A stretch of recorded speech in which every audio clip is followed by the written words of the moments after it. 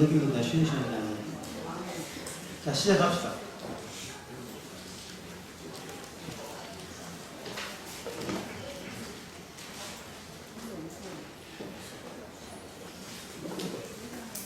세 번째 시작하겠습니다.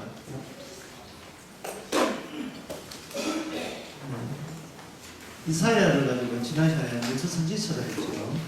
문지선지서와 그리고 기적선지서, 신서지와의 그 차이점이라는 것을 다시 한번 말씀드리면 이렇습니다.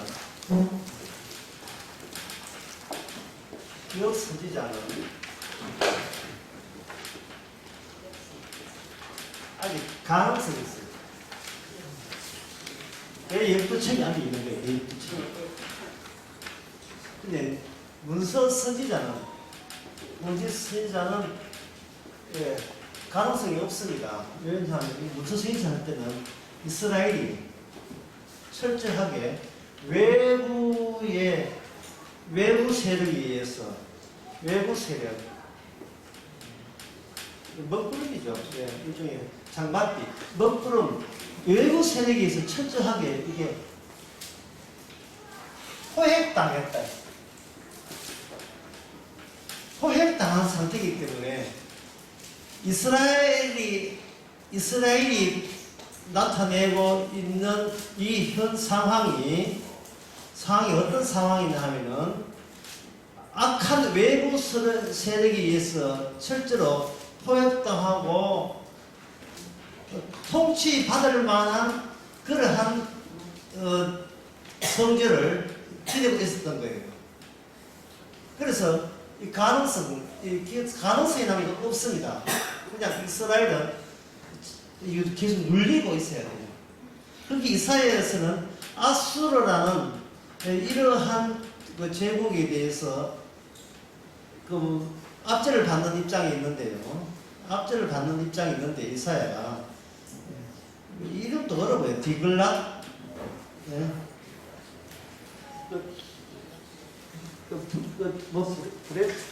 브레셋카리 하여튼 이름도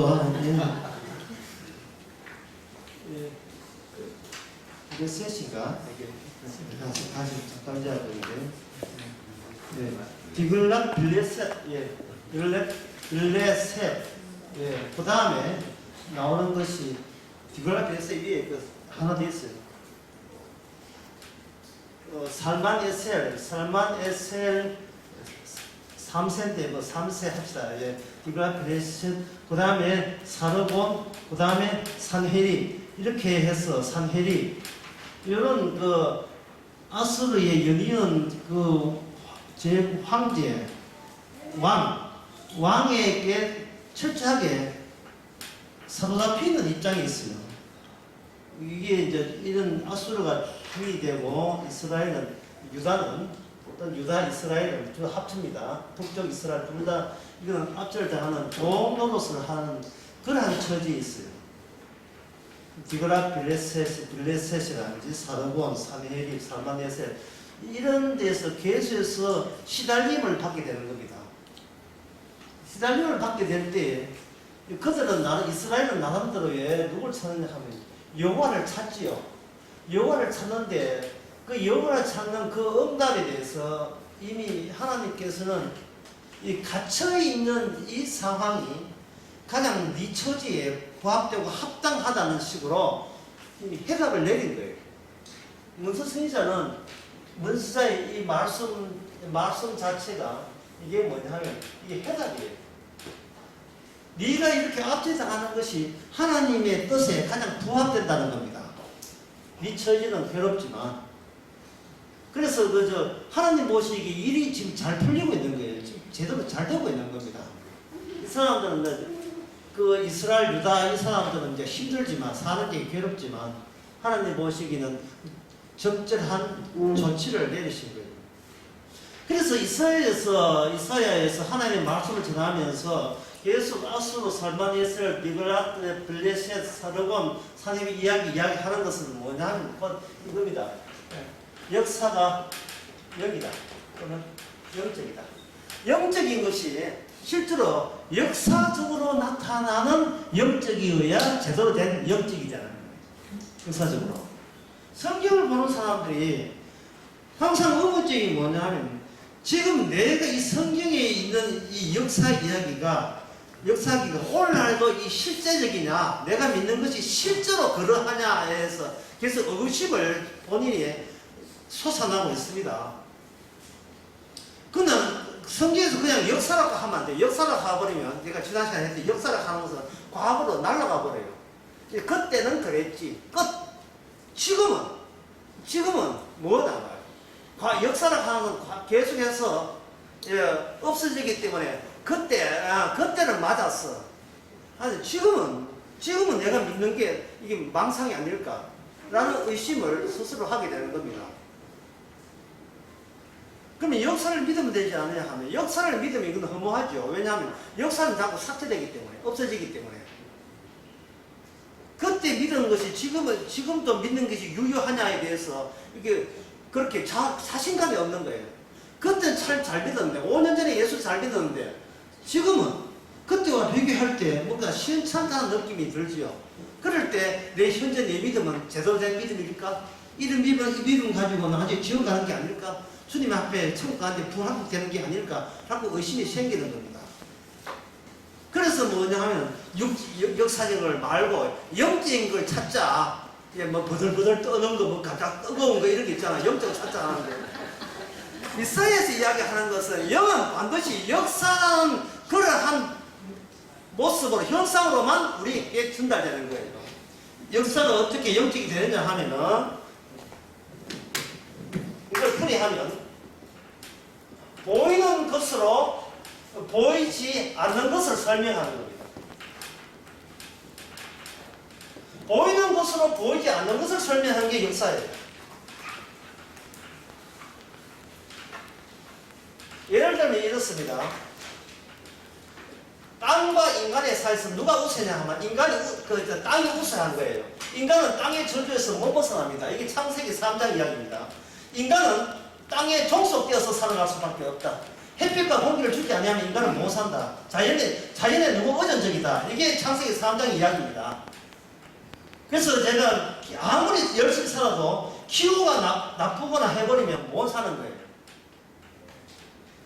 이스라엘 백성들이 처음에는 이스라엘 산지 이렇게 돼 있거든. 산이 있거든. 이게 산 밑에는 이거 지중해고, 산 위에서 예루살렘도 이 동네에서 이 동네 높은 산에 있다가 여기서 농사 짓다가 나라가 인구가 많아지면서 바깥에 평지에다가 농사 짓기 시작했어요. 농사 지으면서 여기서 아까도 이야기했지만 왕의 입장에서는 국력을 신장하기 위해서는 외화를 많이 벌어와야 되기 때문에 농사를 지을 때 자급자족에서 벗어나서 다른 나라에서 요구하는 특화 작물을 계획적으로 이렇게 정책적으로 실시를 하게 됩니다. 문제는 특화 작물을 실시할 때, 무슨 요건이 있어야 되냐 하면, 자연이 잘 받쳐준다는 요건 하에 특화 작물은 대박 나올 수 있지요. 근데 문제는 여기서 가뭄이 들었다. 가뭄이 들면 이거는 차급자급도 안 하고 단알만 팔이에요. 그러면 가뭄이 들 때는 이 땅이 이 사람들이 다음에 가뭄 들기 다음에 씨앗도 몽거칠 경우에는 땅을 뭐냐 하면은 그 장사에서 이득을 본 이제 권력자에게 땅을 넘기고 팔아먹어야 돼요. 팔아먹으면 여기에 주인이 살지 않는 땅 주인들이 많이 나는 겁니다. 땅 주인들이 세금 많이 때리겠죠. 60%. 지금도 주인이 살지 않는 그러한 땅이 우리나라도 많잖아요.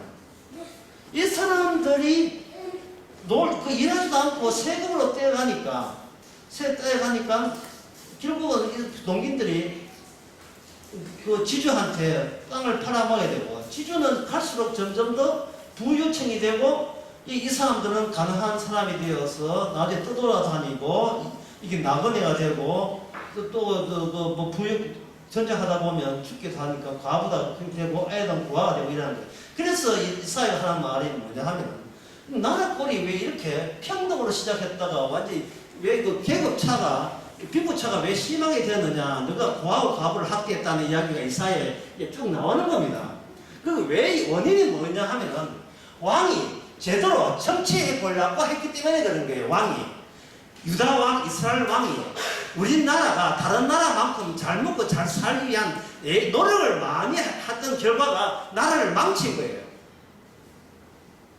그래, 나라를 망칠 때 승자는 뭐냐면 이걸 영적으로 해석해 버리는 겁니다. 네가 하나님의 말씀을 위배했기 때문에 망쳤다 라고 이야기하고, 왕은 일단은 우리나라 이스라엘이 밥 먹고 살아야 되지 않겠느냐, 이거는 다급한 문제, 절박한 문제였다, 이거 어쩔 수 없었다라고 선지자가 하나님의 대리니까 선지자에게 이렇게 변명적으로 이야기하는 거예요.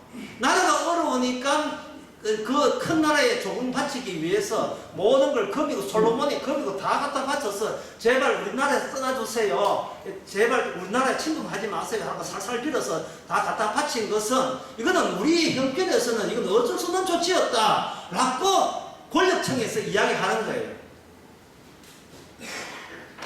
그런데 선지자는 말하는, 너희 침략자가 찾아오는 그 역사가 곧 영적으로 해석이 되어야 된다는 것이 바로 문서 선지자의 주장입니다. 보이는 것으로, 파멸이죠. 파멸, 멸망. 보이는 것으로, 보이는 역사로서 보이지 않는 것을 이렇게 설명하는 거예요. 또는 해석하는 겁니다. 영적이라는 것은 인간들이 생각하는 그런 영적은 없어요. 역사 자체가 영적이에요. 그러면 땅에서 인간이, 땅이 얻은 적이, 땅이 우세인데, 이 땅을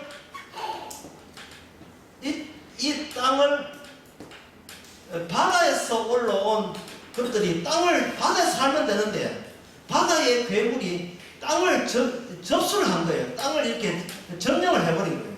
그럼 땅에 의존하던 인간들이, 민들이, 백성들이, 이제는 바다에서 올라온 그 제국에 복종할 때 이 바다를 영적으로 해석하는 겁니다. 뭐냐? 이것이 바로 인간이 아니고 짐승이다. 하나님이 제정하는 짐승이다. 그 짐승 중에 첫 번째 짐승이 뭐냐? 바벨론이 이스라엘을 포로 잡혀갔을 때, 누가 봐도 이거는 역사입니다.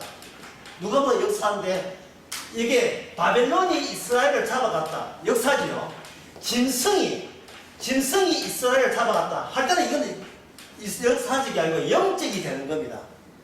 영적이라는 말은 뭐냐 하면, 배후에 짐승을 짐승이라고, 이 제국을 짐승이라고 지칭하는, 그렇게 지칭하는 그 영적인 분의 의도에 의해서 이 짐승 같은 바벨론 이스라엘을 접수했다, 이렇게 해석하는 거예요, 선지자에서는. 그러면 삼킴을 받는 이스라엘은 바벨론 짐승한테 삼킴을 당함으로 말미암아 어떻게 이 짐승의 힘에서 벗어날 수 있을까를 뭘로 보느냐면, 이걸 진정한 구원으로 보는 겁니다. 짐승에서 벗어나는 거예요. 짐승에서. 이야기가 점점 어려워지기 시작하죠. 이런 전차로, 이런 이유로 여러분 이제 교재 한번 봅시다. 하얀 교재, 말씀에 움직이는 서론 있죠. 서론에 보면 1번 정신치료가 현실처럼 나오죠. 사람들이 생각할 거예요. 왜 이사야 이야기하면서 왜 정신치료가 이게 왜 튀어나오냐, 개인적인 정신치료가 왜 튀어나오냐, 잘 여러분들이 납득을 안 할 겁니다. 근데 여러분들이 이렇게 하게 되게 되면 여러분들 약간은 이해가 되실 거예요. 정신병이라는 것이 무엇이냐 하는 것과 이사야의 내용과 이게 무슨 관련이 있단 말이냐, 이게 무슨 관계가 있느냐라고 이제 그 관계를 설명해 드리겠습니다. 예수님께서 이 땅에서 말씀 전하면서 일을 하실 때 귀신을 쫓아내는 일을 하셨지요. 사람들 생각하기를 예수님이 귀신을 쫓아낼 때 그 귀신 들린 사람은 좀 비정상적인 사람일 것이라고 오해하고 있습니다. 사실은 그 귀신 들린 사람이 보편적인 사람을 대신했는데 시범자에 불과하거든요. 귀신이 쫓아나가면 귀신과 몸이 분리됩니다. 그러면 보통 사람들은 뭐냐? 귀신이 몸 안에 들어있는 거예요. 이것을 특별한 사람들께 귀신을 쫓아내므로 말미암아 나머지 모든 사람들도 귀신과 함께 동거하고 있음을 대표적으로 드러내는 사건이 예수님이 귀신 쫓아내며, 아이고 안 됐다. 저들은 왜 귀신 와 개그품 무느냐 이런 거 원래 처벌해야 할 문제가 아니고 이게 누구 문제? 우리 문제란 말이죠.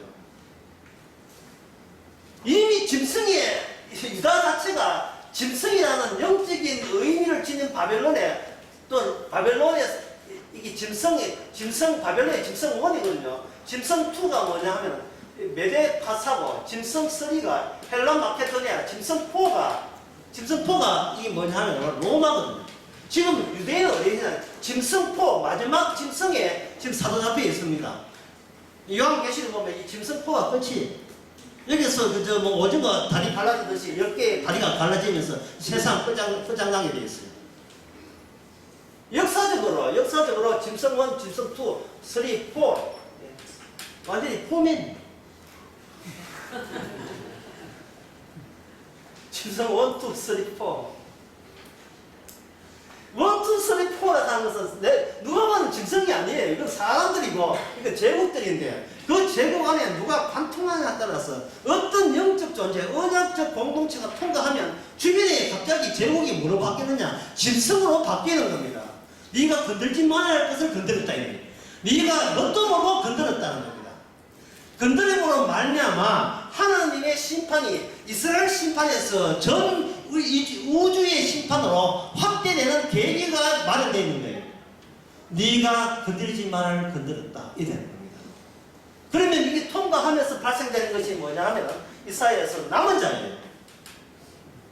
이스라엘에서 남은 자라 하는 것은 뭐냐 하면 그들이 바벨론에 갔다가 다시 약속의 땅 가나안 땅에 포로 잡혔다가 70년 만에 돌아온 자들이 남은 자예요. 자, 이 남은 자가 어디 가느냐? 지옥 갑니다. 놀랍게도 이사야가 보여주는 반전이에요. 우리가 남은 자는 하나님의 언약대로 포로 잡혀서 돌아왔기 때문에 우리는 이제는 이 약속의 땅에서 하나님의 천국 갈 것이다 하는데 그 이사야 마지막에 나오는 네가 불구덩이에서 드는 자는 누구냐 하면 바로 남은 자예요. 이 남은 자들이 왜냐하면 역사에서 영적으로 튀지를 못하고 역사에서 다시 역사를 옛날로 돌아가는 역사주의로 돌아갔다는 그것 때문에 그들은 뭘 이야기하느냐 하면은 우리는 충분히 70년 동안 짐승의 때 포로 잡혔기 때문에 우리는 받을 벌을 충분히 받았으니까 이제부터는 우리에게 더 이상 책임을 묻지 마세요. 그리고 우리가 포로 잡혀가 간 것도 전부 다 누구 책임이냐? 우리 책임이 아니고 이스라엘의 책임자 여호와 하나님의 책임입니다 라고 하나님께 잘못을 돌리는 거예요. 그 잘못을 돌리면서 나오는 대목이 뭐냐? 토기장이가 토기를 만들 때 귀한 것도 만들고 천한 것도 만들 수 있기 때문에 하나님이 토기장이라면 하나님이 자체가 나쁜 것을 만든 당신에게 책임이 있습니다. 남은 자들이 그렇게 하나님을 이해하게 된 겁니다.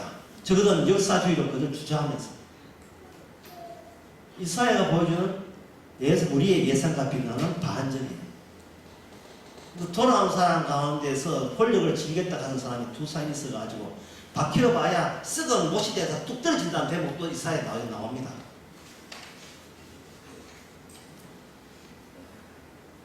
그들이 아는 것이 과거에 비참했던 역사이기 때문에 이제 후손들은 그 역사적 사명을 띠고 옛날에 우리가 너무나 치욕스러운 역사를 생각해서 이제는 다시 죽창 들고 다시는 일제한테 응해서 안 된다 라고 역사주의로 그대로 되돌아갈 때 그 수평적인 역사주의에서 못 벗어날 때 그들이 바로 마지막 하나님의 지옥 갈 자는 이렇게 지옥 간다는 모델이 되는 겁니다. 그 모델 케이스의 연속성이 예수님 당시의 유대 민족의 신학이었어요. 하나님은 역사 속에 들어와서 우리를 구원한다. 제3정 제3 번째 성전 세워주고 금초 때 황금 동성에 세워지는 메시아는 다윗의 자손 메시아는 이스라엘을 구원하러 온다. 이렇게 되는 겁니다. 그래서 그들을 준비해서 우리는 3차 대전 아마겟돈 전쟁을 승리하기 위해서는 주변에 있는 블레셋과 이란, 엘람, 시편에 나온 말씀입니다. 요한계시록 말씀을 근거로 해서 주변에 있는 나라에 항상 선제 공격할 그걸 하기 위해서 이스라엘의 원자폭탄 200개를 만들어놓고 저 때가 되면 선제 공격해가지고 메시아 오는 날을 앞당겨보자. 이스라엘은 그렇게 하고 나머지 미국에 있는 한국에 있는 기독교 신자는 팔목에다가 666만 그거만 맞으면 된다. 해석이 역사주의 해석은 나은 거예요. 그 역사적 해석에 의해서 분을 받으려면 딴 게 필요 없어요. 역시 돈이에요.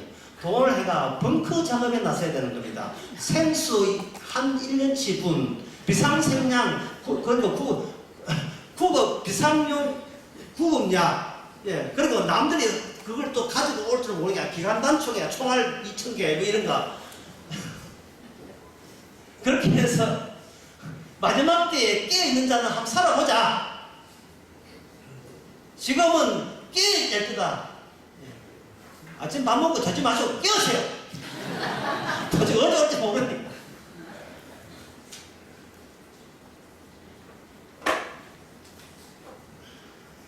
여러분, 깨보자 하는 사람은 지옥 갑니다. 주님이 도둑이기 때문에 도둑답게 오시도록 우리는 자고 있어야 돼요. 그런 느긋함이 있어야 돼요. 잠 푹 주시다가 데려갈 때는 데려가고 못 들어가고 그래 살아야지. 맨날 그 스냅게임이 쪼개가지고 눈에다가 이렇게 벌리가지고 깨어라. 이 무슨 이벤트가 그런 이벤트가 되어 있습니까?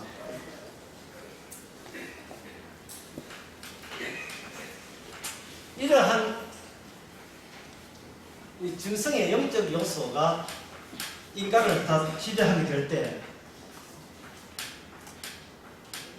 귀신, 악마적인 질서가 관련된 악마적인 요소가 이게 범람하면서 하나님께서는 인간을 볼 때에 역사적으로 메시아가 온다고 그들의 동의한 것이 아니고 역사적으로 오는 것이 아니고 스톱시키는 지금 하늘나라는 지금 내가 말할 때 내가 하나님의 말씀으로 성령을 임해서 일할 때 지금 이 순간 이것이 바로 하늘나라가 너희에게 임하였느라 이렇게 이야기해요. 분리될 때 우리가 내가 누구와 함께 동고동락했는가가 그 정체가 탄원할 때 그게 바로 하늘나라에 들어온 순간이다 이 말이죠. 그러면 여기서 그동안 어떻게 해서 이 역사주의가 역사성이 인간을 그렇게 철두철미하게 감추고 실상을 감추고 진리를 감추고 복음을 감추면서 성공할 수 있었는가? 그 성공했다 하지만 성공을 못하죠.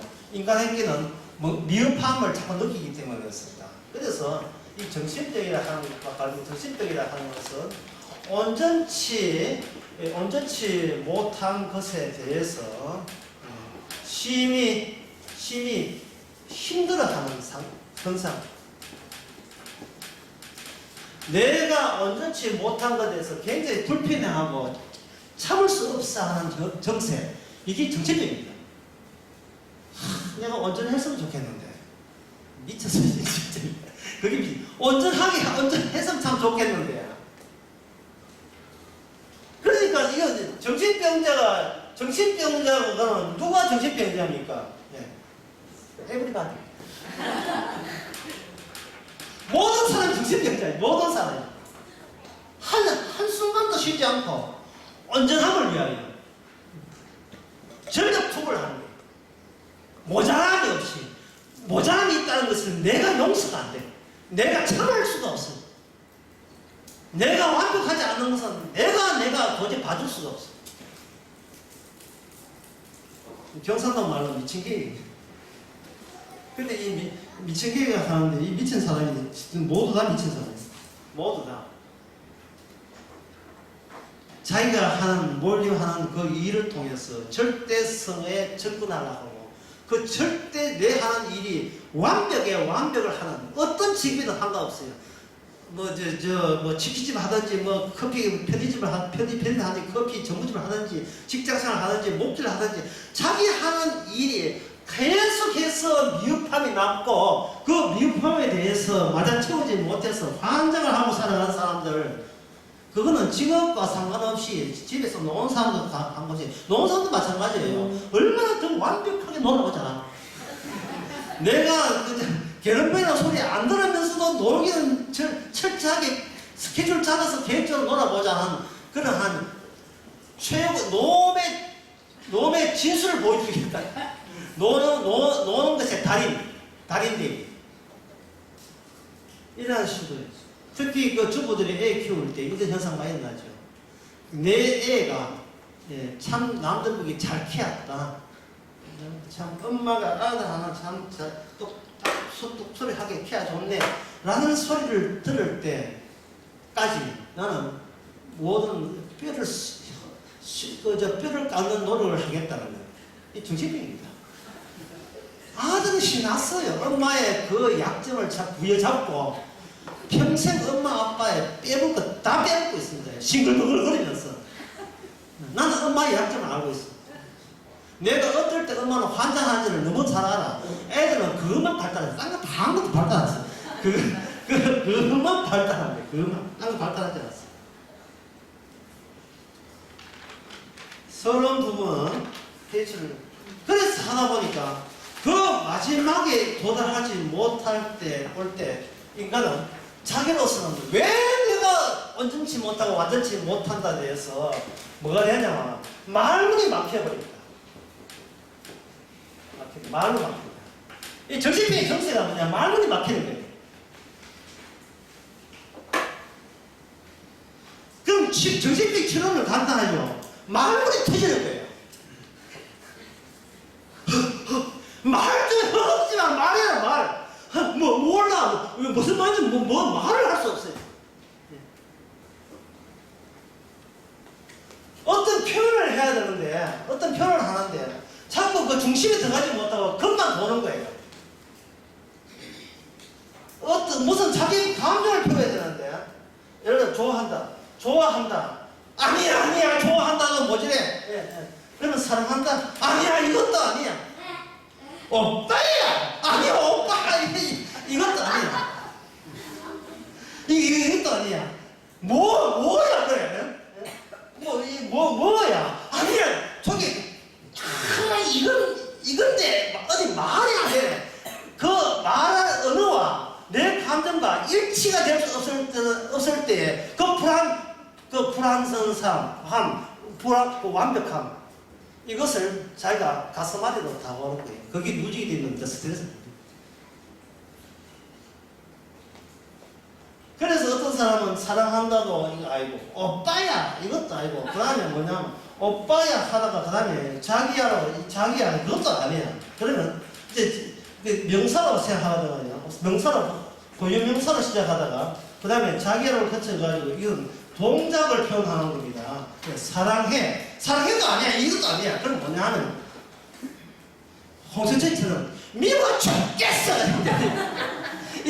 이제는 반응 보고 미워 죽겠어. 나 꼬집어 줄까. 이러고 있다고. 분석합니다. 고유명사에 쓰이면 단어로 필요하할 때는 자기가 나를 지칭한 동어를 동어하다가 그것도 안 되면 동작을 표현한다. 동작을 표현하는 걸 뭐라 동사라고 합니다.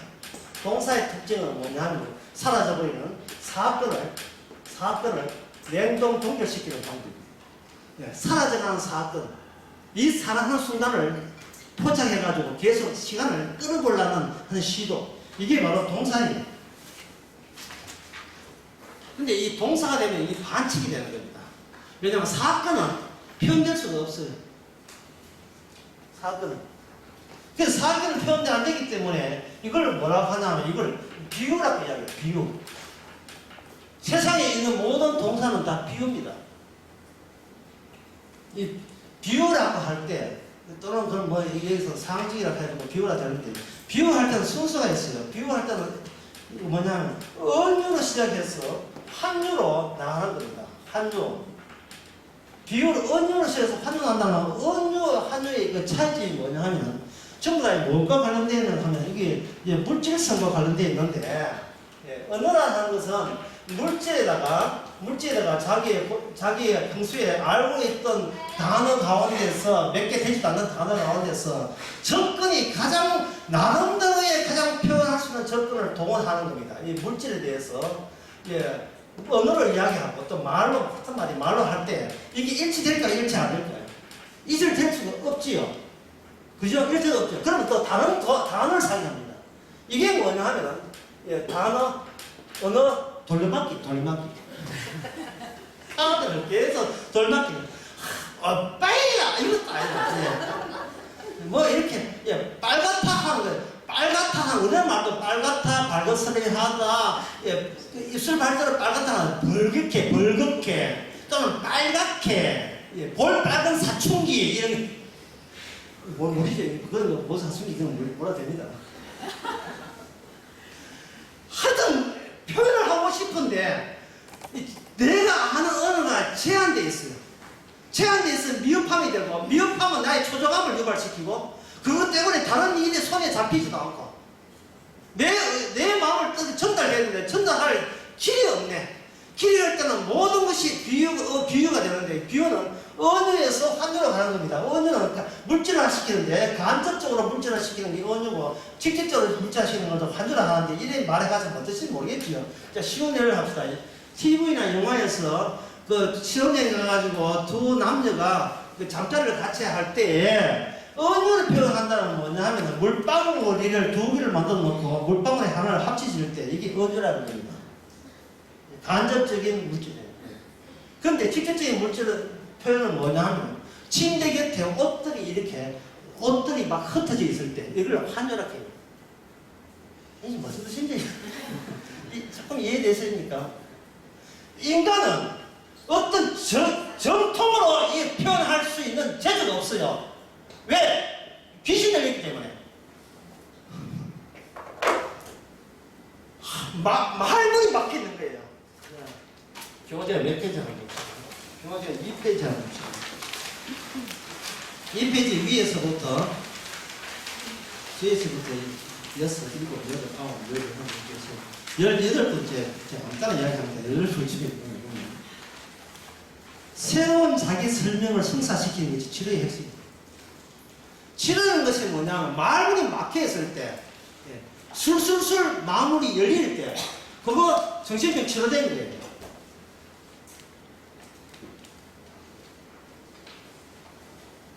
이거는 이제 정신과에서 이렇게 된다는 대상 그 사람은 정신과 갈 필요 없어요.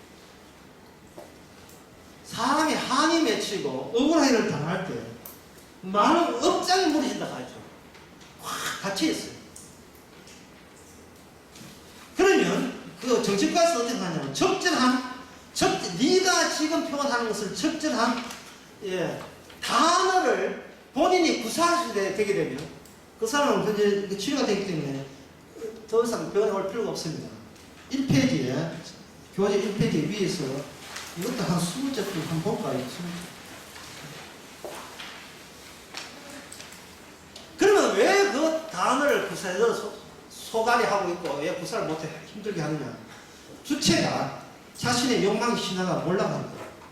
이게 자기가 생각했던 세계관이 이게 엉터리고 현실과 부합되지 않는 것을 인정하고 깨끗이 인정하고 그 자기가 지금껏 구성해 놓은 모든 세계관을 가차없이 버릴 때 그 사람 비로소 새로운 마음이 열리는 겁니다. 나는 저 남편과 살아야 돼, 반드시 살아야 돼 하는 남편이 있고 나가 있을 때 남들이 얼마나 행복한 가정이냐 생각하게 되냐 하는 그 기존의 나의 세계관이 현실에 있는 그 부부 사이의 갈등을 할 수도 없고 점점 더 문제를 발생시킬 때 이거는 놓으면 되는데 놓지를 못하는 거예요. 기존에 내가 생각했던 그 신앙, 세계관을 그래서 어쨌든 간에 과거 것을 보상받았기 위해서 했을 때 그 의사 하는 말이 환자분 우리 셔러시어 합시다. 같이 결혼하기 전처럼 그 한마디 맞아 내가 지금 되지도 않는 걸 쥐고 있었구나. 그 놓는 순간에 그동안 배제되었던 단어들이 막 나를 하여금 재구성하기 위해서 찾아오는 거예요. 그러면 이제 치료가 된 거예요. 이혼하고 안 하고는 그거는 상관없어요. 내가 해서는 안 된다가 나를 힘들게 했지 이혼 되고 안 되고는 그거는 문제가 아니에요. 어떠신지 아시겠습니까? 이혼을 하냐 안 하는 것은 그건 시답지 않은 샤리의 문제였던 거예요. 다만 나는 이혼자가 되었으면 안 된다는 그것이 나한테 응합을 했고 그 탓을 전부 다 아내 탓, 남편 탓으로 돌리는, 그래서 뭐가 완벽을 추구하겠다는 내 마음 심보 자체가 내 중심에 내가 이미 하나의 짐승이 되어 있습니다. 짐승, 괴물이 된 거예요. 원래 자리를 찾아가지 못하고 지금 떠돌아다니는 유행하는 세계관 하나 내 걸 만들어서 그것이 내 몸과 어울린다고 억지를 부리면서 뭔가 기존에 남들이 갖고 있는 세계관과 이걸 타협을 하고 억지로 그것을 구성하려고 하다 보니까 나중에는 그 한계에 이르러가지고 폭발해버리는 겁니다. 내 인생 살면 되는데, 내 인생 산다는 것은 결혼하고 하냐 아냐 그거 아무 상관없는 거예요.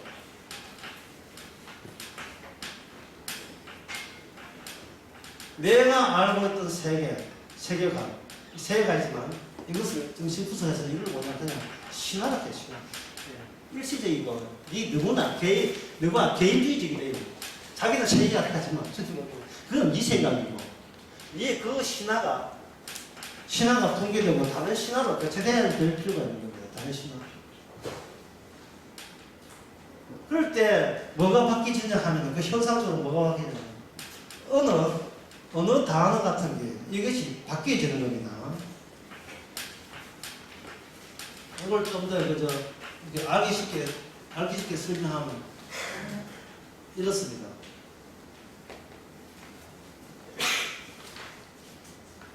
인간들의 표현은 날아다니는 그 단어 같은 것을 조립해가지고 나만의 세계관을 구성합니다. 단어들. 근데 이 단어들이 자기가 만든 것이 아니고 날아다닙니다. 현재 이제 통용되는 세계관 속에 필요한 것을 가지고 자기 세계관을 이제 구성을 한 겁니다.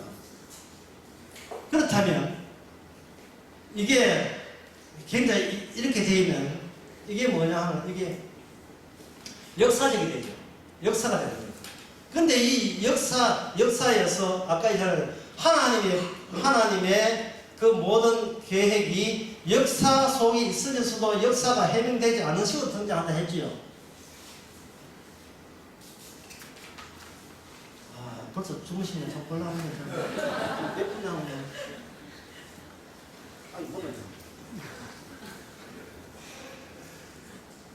역사들이 표현한 단어에서 필요한 단어를 나라들이 뽑았다냐. 뽑으니까 여기서 니는 내 세계관에 필요치 않아. 내 쫓아오고 내 그냥 갖다 버리고 배제하는 것들이 있잖아요. 이게 그 단어 속에 누가 쫓겨나느냐 하면 주님이 하시는 그 말씀도 인간들이 자기 세계관 하겠다는 고집 때문에 이게 진짜 처방이 되는 거예요. 처방이.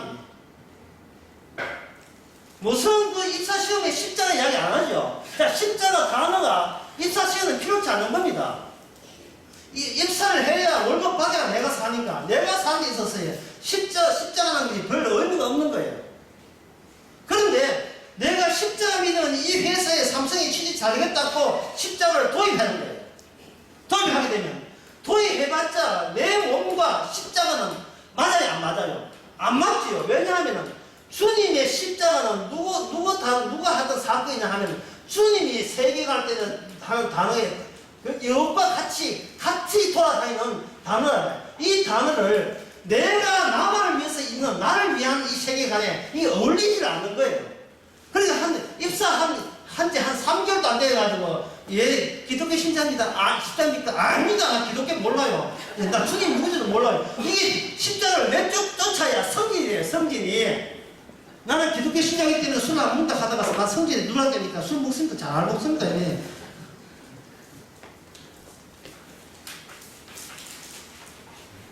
시집 가기 전에는 천하에는 성가리 하고 주의하게 해가지고 아이고 교회 아가씨 훌륭하다 하는데 시집 가고 나왔는데 교회 아직도 어디 갔어요? 교회도 안 다니고.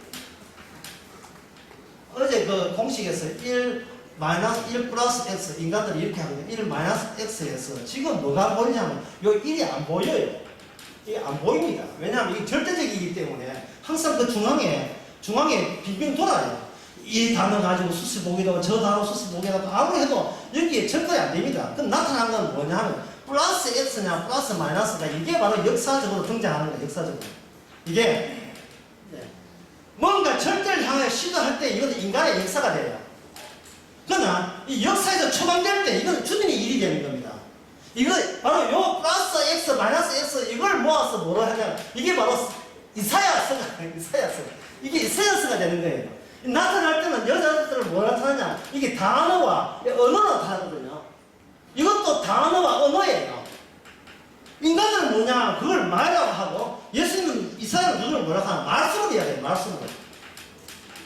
그러면 인간은 말로부터 시작해서 말로 가서 말로 나가죠. 이게 여기 언어가 같이 기호도 붙이나 말로부터 해서 말해서 말로 가지만 이사야는 뭐냐면 말씀으로 시작해서 말씀을 거쳐서 말씀으로 가는 거예요.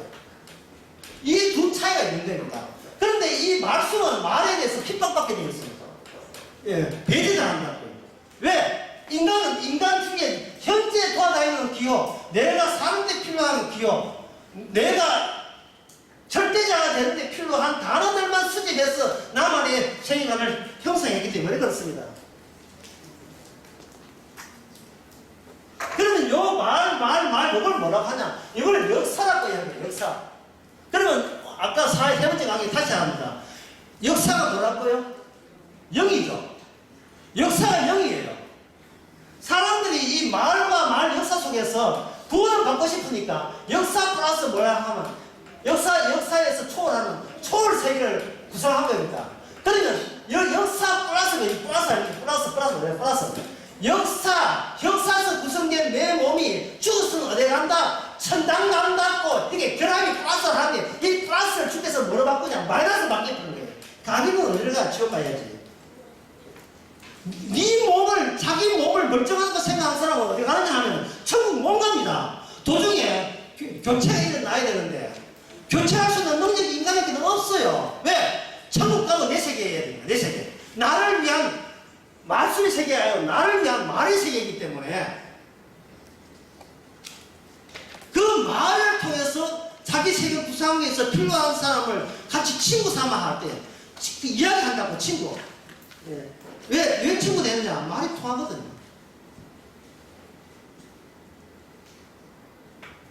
통한다고 착각하죠. 통한다고. 자, 그런데 아까 복사해 봅시다. 저걸 좀 알고 있겠다. 계속 복사해 봅시다.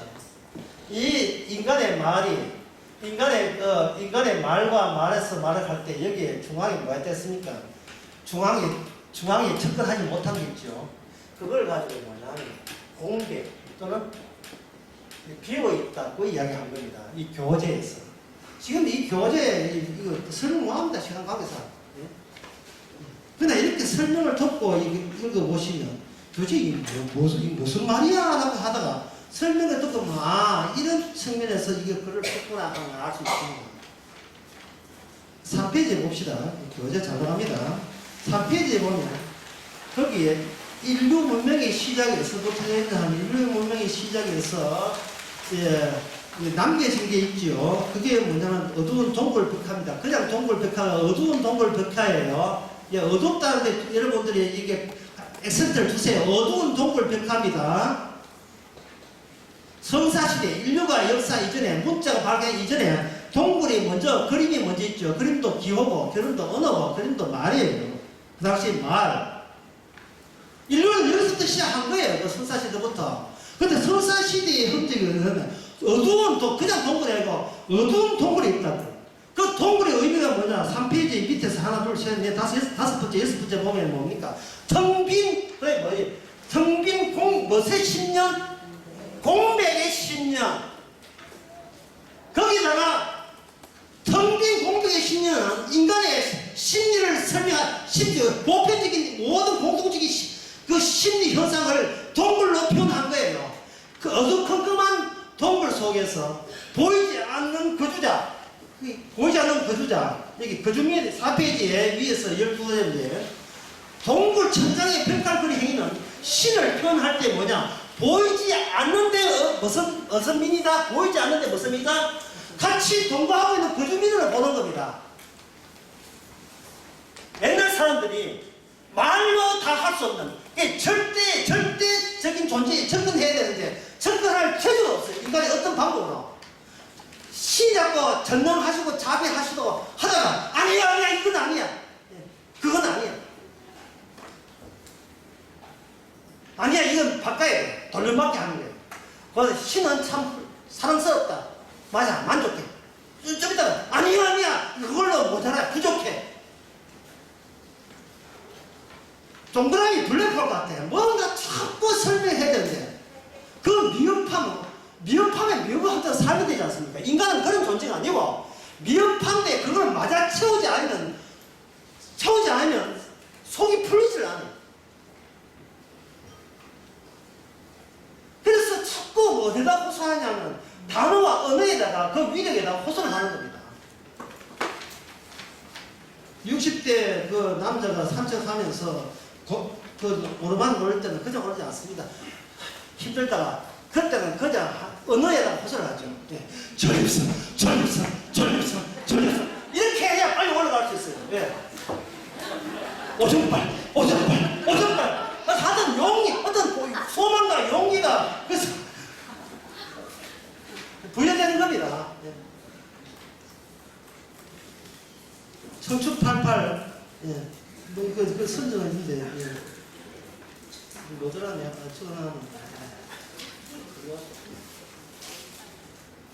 네, 청춘 88 18m 플러스 88 이럴 때 벌써 자기 운동의 목표는 이루어지는 거예요. 여자 같으면 관절 88 식스탑 관절 88 식스탑 식스팜 다음에 호소하는 겁니다. 신랑 부를 때 왼발 그것처럼. 여러분 데프라하고 튀김하고 차지 뭡니까?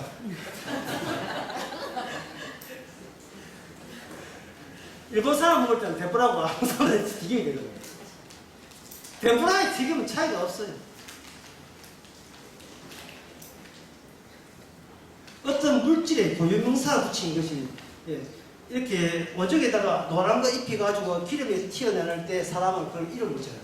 데프라, 일본 사람은. 우리는 튀김! 이렇게 붙이죠. 그러면 튀김이 그 튀김이냐? 튀김은 튀김이 아니에요. 왜? 튀김은 물질은 따로 있고,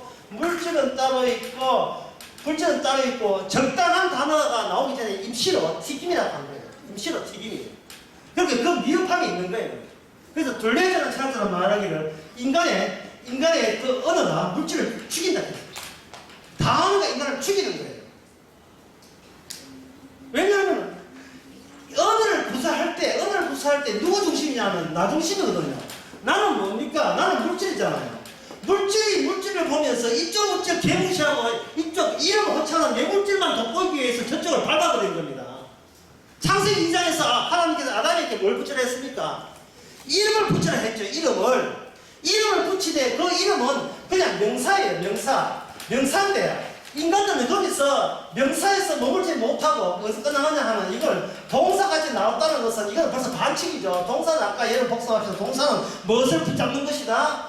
이미 사건을 붙잡기 위한 명사는 뭡니까? 존재죠. 있음을 대해서 표현할 때 있음이 표현하는 거고 이거는 사건은 표현할 때는 동사가 되는 거예요. 동사는 이게 뭐냐면 그냥 이게 은유성 그냥 상대 비유에 불과한 겁니다. 헛바람이에요. 그냥 아무것도 아니라니까요. 자기 별명으로 사용하는 게 동사는. 사랑한다, 좋아한다, 얼음만큼, 하늘만큼, 땅만큼, 하늘이 환희했던. 그래서 자기의 마음을 표현하기 위해서는 물질로 대체할 수밖에 없어요. 니 내 사랑해. 그럼 저거 사줘. 백화점에 사주지. 그 다음에 저 가방 사주는 거야. 아예 봉을 뽑는 거야. 봉을 뽑아 속으로 구중구중 하지 않아서 참지요. 왜 사랑한다고 말을 해놨지. 그러면 또 저거 사줘. 또 북한 같아. 문제가 저거 사줘. 정치적 바람만 하는 거. 저거 사줘.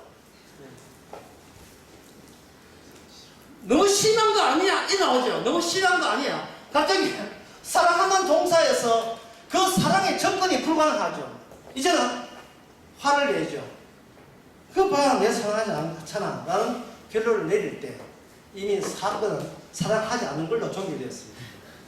그리고 우리의 강의도 짱 싶으시죠.